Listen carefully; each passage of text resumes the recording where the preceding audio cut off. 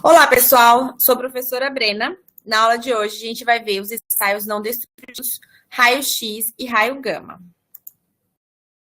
O raio-x são ondas eletromagnéticas de alta energia provenientes do decaimento de um núcleo num estado excitado para um estado de energia menor, que pode ser, em particular, um estado fundamental. Não sei se você já estudou a tabela periódica, mas a gente aprendeu lá que a composição dos elementos químicos que fazem parte da tabela periódica é constituída por um núcleo, né, que é constituída por cargas positivas, e a gente tem nas regiões em torno do núcleo camadas de energia discretas, que é onde ficam os elétrons. Essas camadas de energia, quando estão no seu estado fundamental, no seu estado elementar, que é também chamada de camada de Bohr, significa que eles estão estáveis. A partir do momento que a gente coloca energia, a gente aumenta a energia, né? Vou colocar aqui, aumenta a energia desse átomo, ele começa a pular de uma camada para outra. Quando ele muda de uma camada para outra, ele emite energia, ele emite raios, e esses raios são também chamados de raio-x. Podem ser raios X, podem ser infravermelhos, ou energia em forma de calor, por exemplo. No caso dos raios-x, que a gente vai ver como que eles se formam exatamente, eles fazem parte dessa estrutura do átomo e são comprimentos de ondas emitidos, né, que são chamados de raio-x, que, em comparação com a luz visível, são pequenos e variam de 0,01 angstrom a 1 angstrom. Angstrom é a unidade de medida de comprimento, e o angstrom é igual a 10 elevado a menos 10 metros. Os raios-x não podem ser vistos a olho humano. Como que se deu o experimento, então, do raio-x? Um físico estudou essa composição do raio-x por meio de um filamento de tungstênio, que é feito de cátodo, e uma diferença de potencial, que vocês podem ver aqui, o V, né, uma tensão, faz com que esse cátodo seja eletricamente carregado. A partir do momento que ele é eletricamente carregado, ele vai fazer com que aquele comportamento de liberar raios. No caso, quando os elétrons se chocam com a placa de metal, então vocês estão vendo, eles vão ser atraídos pelo ânodo, que tem cargas positivas, e aí quando eles são atraídos pelo ânodo, eles se chocam com a placa de metal. O choque desses elétrons com a placa de metal é que faz com que os raios-x eles sejam emitidos. Então, aqui vocês podem ver as radiações desses raios-x. Para que a gente faça o ensaio não destrutivo por raio-x, a gente precisa estudar a distância dessa amostra em relação à emissão dos raios-x. Aí aqui vocês podem ver que há necessidade de estudar a intensidade desse raio-x, a necessidade de estudar essa distância da placa, se é na superfície, etc., para que a gente consiga perceber as descontinuidades na peça.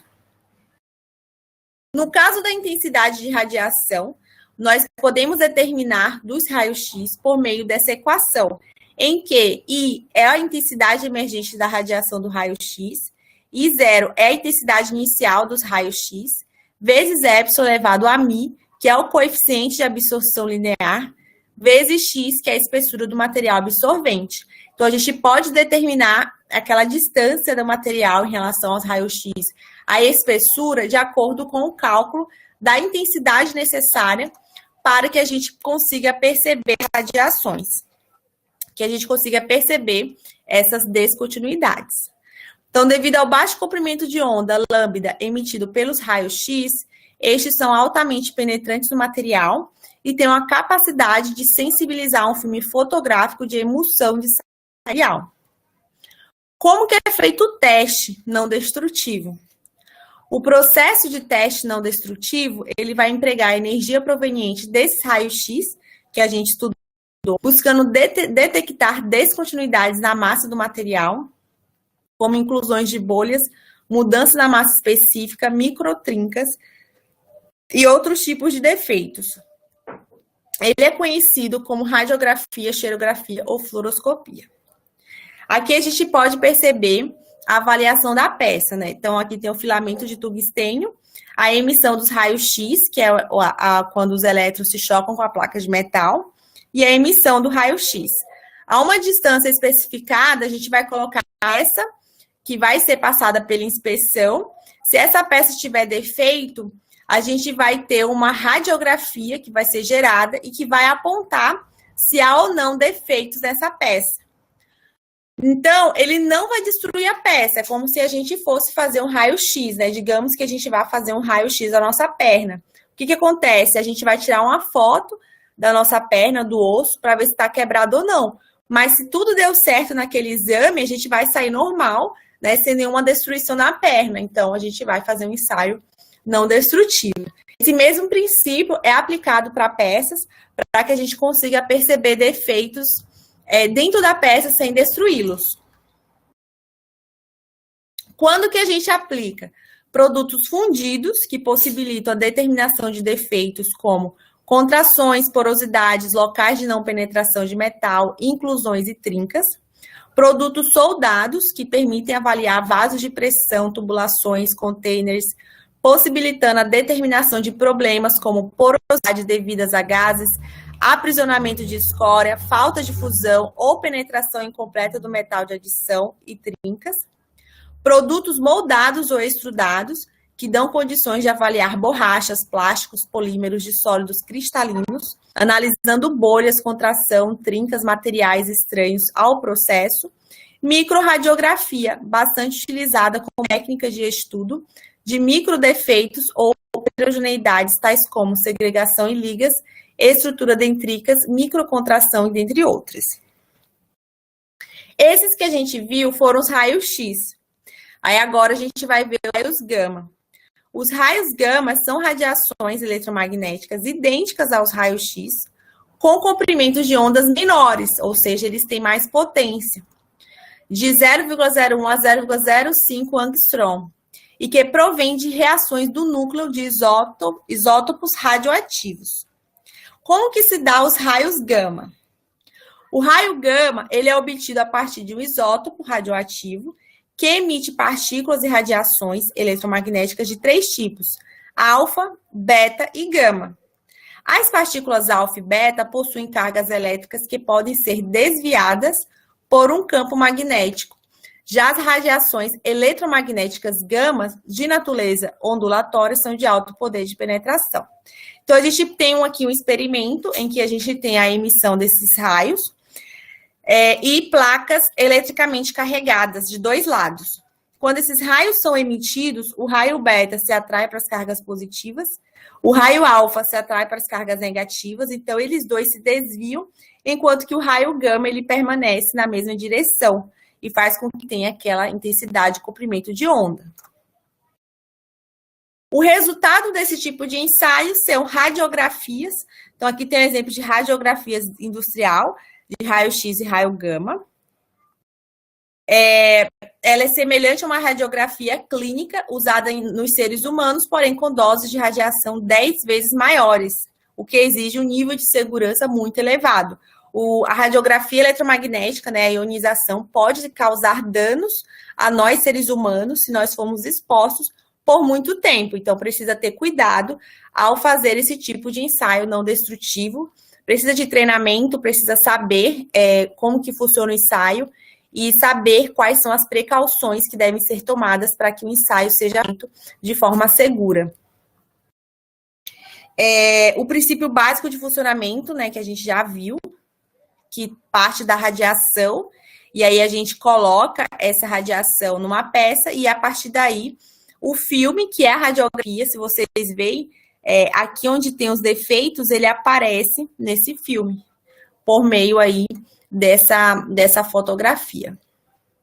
Como fazer equipamentos de radiografia? Então, a gente vai usar o gerador de raio-x, lâmpada, emergência, cabo de conexão, controlador, cabo de alta tensão e fio terra. Então, a gente vai colocar esses equipamentos e os equipamentos também de segurança na hora de fazer o ensaio. Aqui tem um vídeo, eu vou disponibilizar esse link para vocês verem esse ensaio, né, como que ele acontece.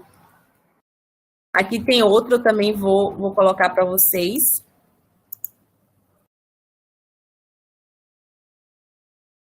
E, para a gente terminar, as vantagens do raio gama em relação ao raio X. Os equipamentos de raio gama, constituído pelo isótopo, invólucro, protetor e suportes, é relativamente pequeno, sendo de fácil transporte. Devido ao menor comprimento de onda dos raios gama, a penetração é maior, permitindo o ensaio de objetos de espessuras maiores. O custo do equipamento é relativamente baixo. O funcionamento do equipamento não depende de energia elétrica e de refrigeração. Esse ensaio permite maiores variações de espessura do objeto, sem perda de qualidade da imagem. As desvantagens do raio gama em relação ao raio X são: os isótopos geralmente emitem raios de menor intensidade, exigindo maior tempo de exposição. Algumas fontes radioativas têm meia-vida relativamente curta, requerendo frequente substituição, e devido à constante emissão de radiação na utilização de isótopos radioativos, faz-se necessária a proteção especial para o pessoal de operação. Aqui a gente tem um exemplo de aplicação dessa radiografia. Então, aqui, falta de penetração na junta da solda, a gente consegue perceber aqui as descontinuidades. Fenda longitudinal, aqui a fenda que aparece na radiografia. Outro exemplo, fendas transversais, né, que a gente também consegue perceber. Aqui tem uma, aqui tem outra. Porosidades, então, dentre os ensaios não destrutivos que a gente viu até o momento, eles não eram aplicados para identificar porosidades. Essa emissão de raio X e raio gama, a gente já consegue perceber porosidades. E a gente tem outro vídeo também, que eu vou disponibilizar o link para que vocês conheçam o resultado dessa aplicação. Bom, pessoal, a aula hoje fica aqui. Essas são as referências. Basicamente, eu usei essa referência para fazer essa aula. E até a próxima.